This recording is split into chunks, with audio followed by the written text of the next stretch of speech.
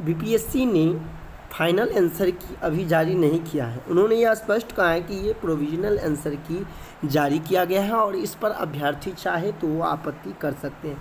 ऐसे में जब आपने प्रश्न मिलाए होंगे तो आपको भी ऐसा लगा होगा कि कई सारे प्रश्न का उत्तर गलत है। ये आपका अपना वक्तव्य हो सकता है, ये आपको अपने अनुसार से हो सकता है।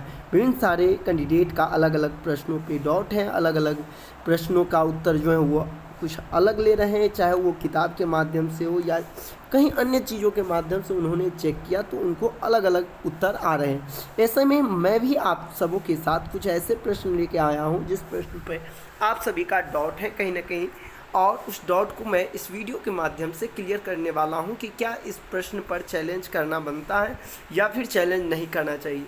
चलिए हम बारीकी से एक एक प्रश्न को देख लेते हैं। सबसे पहले यदि हम बात करें तो भारत की किस संस्था का आदर्श वाक्य है, ये क्वेश्चन पे कई सारे स्टूडेंट अभी कमेंट करके बताएं कि सर इसका जो है वो हम भारत का सर्वोच्च न्यायालय लगाए हैं। यदि गूगल पे भी सर्च करते हैं तो यही ले रहा है।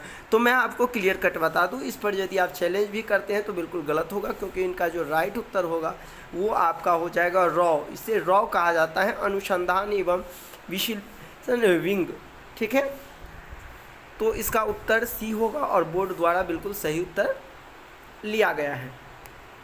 आगे यदि हम बात करें तो आपने देखा होगा इस प्रश्न पे भी कई सारे स्टूडेंट का डाउट है कि किसने कहा है भारतीय नगरपालिका विलासी मुकदमेबाजी से ग्रसित है। तो रंजन गोगोई अधिकतर स्टूडेंट लगाए हैं और उनका मानना है कि रंजन गोगोई होगा, लेकिन आपको बता दें इसका भी उत्तर जो है वो एन.वी. रमना होगा, क्योंकि ये स्पष्ट कर दिया है बीपीएससी ने।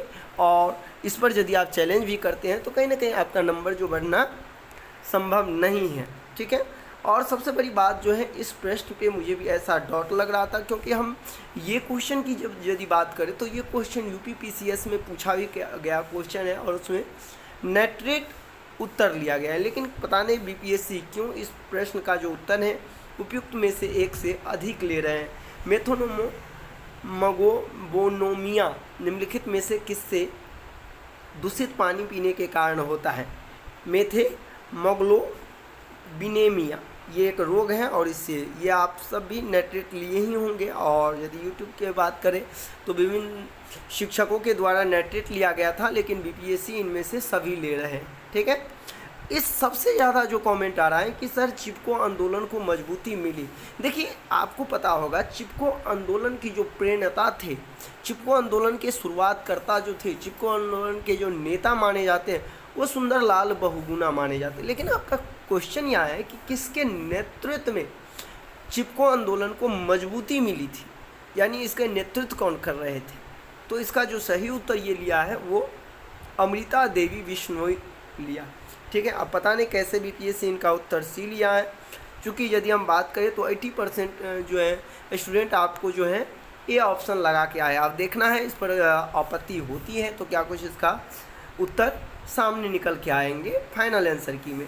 ठीक इस प्रकार यदि इस पर भी आप कमेंट करना आपत्ति करना चाहते हैं तो आपका जो है आपत्ति गलत हो जाएंगे, क्योंकि यूट्यूब के माध्यम से बहुत सारे शिक्षक जो हैं इसका सिर्फ और सिर्फ स्वपोषी लेते हैं, जो कि बिल्कुल गलत है। आपको बता दें जो कुछ जीवाणु जो लिखा हुआ है इसी के कारण इसका जो है दोनों हो जाएगा, एक से अधिक हो जाएंगे इसके उत्तर। ठीक है, और जो क्वेश्चन एक गणित का एक क्वेश्चन है स्मार्टफोन वाला जो परसेंटेज की, आप देखिए कुछ लोग का ये मानना था, तर्क था कि जो अनुपात होता है ना उसका सबसे लोएस्ट जो फैक्टर होता है वो लिया जाता है, लेकिन पता नहीं बीपीएससी इस पर कैसे जो है इसका आंसर एक और सी दोनों लिया है। यदि हम अनुपात की ऑथेंटिक देखें, अनुपात का जो मुख्य उसका फार्मूला हम देखें तो अनुपात कहता है कि जो सबसे लोएस्ट फैक्टर होगा, लोएस्ट अनुपात होगा उसका काटने के बाद वो होना चाहिए, और इस आधार पर इसका उत्तर सी होना चाहिए। लेकिन बीपीएससी चूँकि ए और सी दोनों लिया है तो कहीं ना कहीं इस प्रश्न पे भी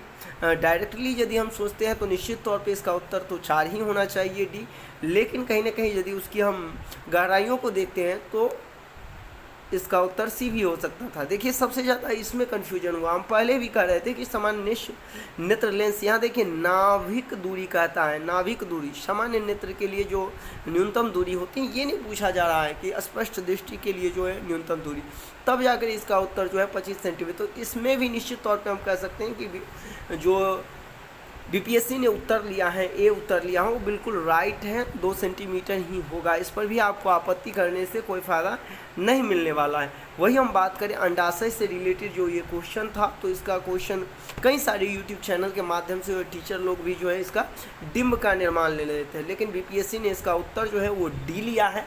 और ऐसा हम कई बार पहले भी कर चुके थे कि देखिए इसका जो है प्रोजेस्टेरोन का स्राव भी होता है इसके अंतर्गत से, और डिम्ब का निर्माण यहाँ होता है अंदर में।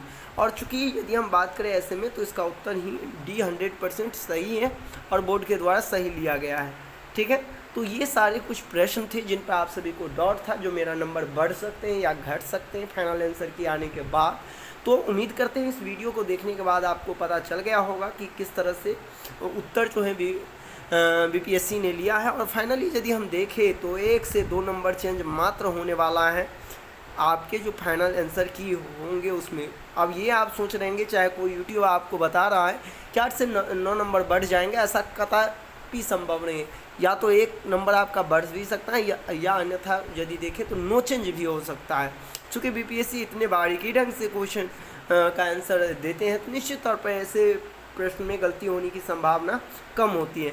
मिलते हैं नेक्स्ट वीडियो में, अभी के लिए बस इतना ही। बने रहे मेरे इस YouTube channel CTT success classes पे। धन्यवाद।